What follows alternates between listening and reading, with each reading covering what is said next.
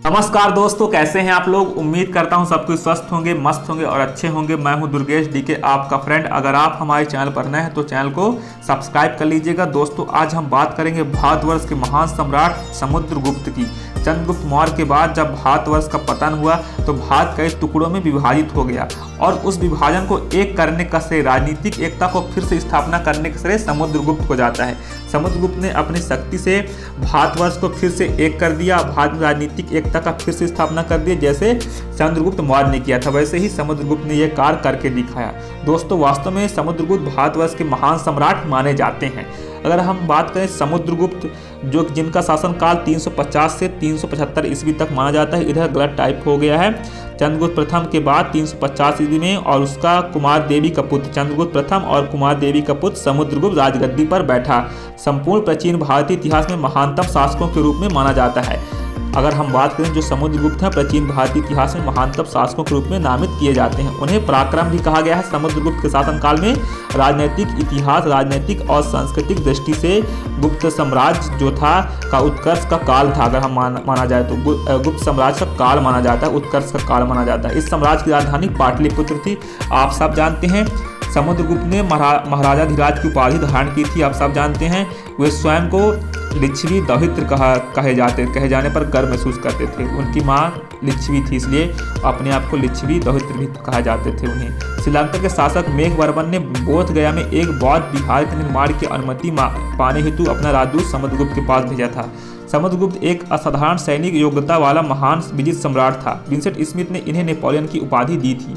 उसका सबसे महत्वपूर्ण अभियान दक्षिण की तरफ दक्षिणापथ था। उसमें उन्होंने 12 विजयों को उल्लेख मिलता है, 12 शासकों को हराया था। आप सब जानते हैं दक्षिणापथ का।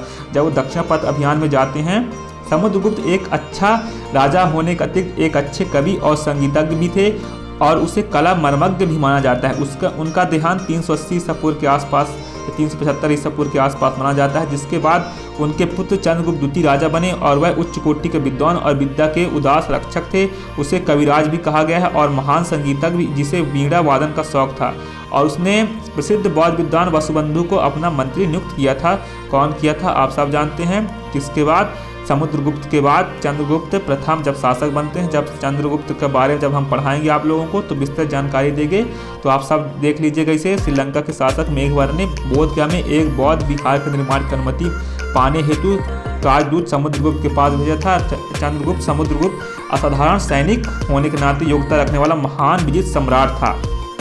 हरिसेन समुद्रगुप्त का मंत्री और दरबारी कवि था। हरिसेन द्वारा रचित प्रयाग प्रशस्ति से समुद्रगुप्त के राजारोहण, विजय, साम्राज्य विस्तार के संबंध में सटीक जानकारी प्राप्त होती है।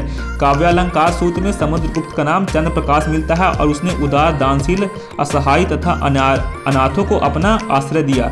वैदिक धर्म के अनुसार इन्हें धर्म व प्रचीर बंध यानी धर्म का प्रचीर कहा गया है। समुद्रगुप्त का साम्राज्य, समुद्रगुप्त ने एक विशाल साम्राज्य का निर्माण किया जो उत्तर में हिमालय से लेकर दक्षिण में विंध्य पर्वत तक और पूर्व में बंगाल की खाड़ी से पश्चिम में पूर्वी मालवा तक विस्तृत था। कश्मीर, पश्चिमी पंजाब, पश्चिमी राजस्थान, सिंध और गुजरात को छोड़कर समस्त उत्तर भारत इसमें सम्मिलित थे। दक्षिणापथ के शासक और पश्चिमोत्तर भारत की विदेशी शक्तियां उसके अधीनता स्वीकार करती हैं। समुद्रगुप्त ने सैन्य विजय के उपरांत एक अश्वमेध यज्ञ भी करवाया था। प्रयाग प्रशस्ति के अनुसार समुद्रगुप्त की विजय का ध्येय धरणी बंध यानी भूमंडल को बांधना था। इन्होंने उत्तर भारत के 9 शासकों को पराजित किया, जिसमें अच्युत, नागसेन तथा गणपतिनाथ माने जाते हैं प्रमुख थे। समुद्रगुप्त काल में सदियों के राजनीतिक विकेंद्रीकरण और विदेशी शक्तियों के आधिपत्य के बाद आर्यावर्त पुनः नैतिक, बौद्धिक और भौतिक उन्नति की चोटी पर जा पहुंचा था। आप सब जानते हैं भारतवर्ष के महान सम्राट थे समुद्रगुप्त प्रथम और इनका विजय प्रयाग प्रशस्ति में पूरा उल्लेख मिलता है। प्रयाग प्रशस्ति किसकी रचना है आप सब जानते हैं, हरिसेन की रचना है। प्रयाग प्रशस्ति में दक्षिण पथ के राज्यों का उल्लेख मिलता है। आप सब जानते हैं कौशल का महेंद्र को हराया था इन्होंने, महाकंता यानी व्याघ्रराज को हराया था, कौरल के मंटराज को हराए थे, पृष्ठपुर के महेंद्र गिरी को हराए थे, कोट्टार के स्वामी दत्त को हराए थे। समुद्रगुप्त ने एरन पंडली के दमन को हराया था, कांची के विष्णु गोप को हराया था। आप सब जानते हैं अविमुक्त क्षेत्र के नीलराज को हराया था, बेंगी के हस्तिवर्मन को हराया था, पालक के उग्रसेन को हराए थे और देवराष्ट्र के कुबेर को हराए थे और कुस्थलपुर के धनंजय को हराए थे। आप सब इसे नोट कर लीजिएगा दोस्तों। अगर हम बात करें इनका जो फिर इन्होंने आर्यावर्त के द्वितीय अभियान में जब वो जाते हैं तो ये लोग रुद्रदेव को पराजित करते हैं, मादिल को, नागदत्त को, चंद्रवर्मा को, गणपति नाग को, नागसेन को हराते हैं, अच्युत को हराते हैं, नंदी को हराते हैं, बलवर्मा को हराते हैं। तो भारतवर्ष के महान सम्राट समुद्रगुप्त माना जाता है और वो कभी युद्ध नहीं हारे। ऐसे सम्राट थे, ऐसे शासक थे जो कभी युद्ध में पराजय हुआ ही नहीं इनका। तो आप लोग इसे नोट कर लीजिएगा दोस्तों। समुद्रगुप्त भारत के वास्तव में महानतम शासक थे। आप लोग कमेंट बॉक्स में राय जरूर बताइएगा। वीडियो में कुछ गड़बड़ भी होगा तो आप लोग एक फ्रेंड के नाते उसे नज़रअंदाज कर दीजिएगा, इसमें कोई दो राय नहीं दोस्तों। उम्मीद करता हूँ वीडियो आपको पसंद आई होगी। मिलते हैं आपको नए वीडियो पर। टेक केयर, जय जय।